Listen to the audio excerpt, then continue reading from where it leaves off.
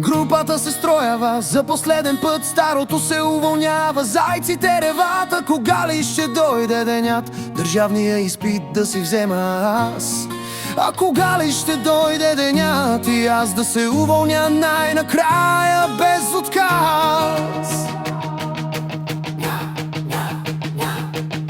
Няма вече доцент Сергиев вечно да крещи група равни с група мирно, група стави. Няма вече физарядски двойки и строй, няма сутрин рано лека атлетика, скака Тереза на академията лиценза.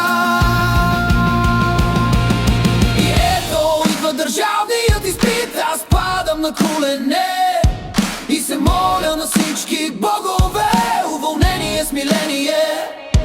На портала доценти, колкото щеш, старото се уволнява, отдава за последно чест. Студенти от Национална спортна академия излизат от казармата пременени. Всеки гледа, сякаш знае всичко от футбол до волейбол. Старото се уволнява, отдава чест, страница книжка и вече без стрес.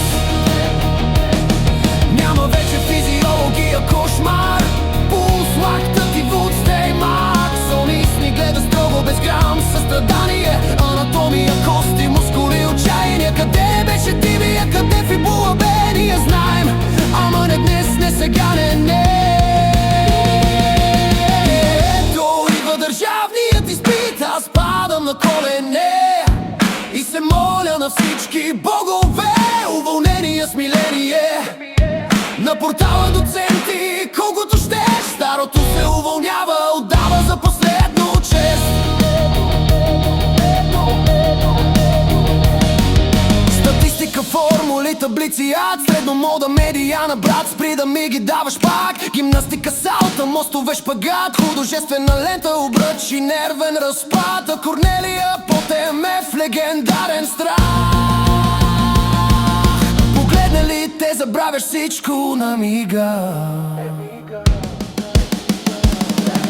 И ето идва държавният изпит, аз падам на колене и се моля на всички богове, уволнение, смиление.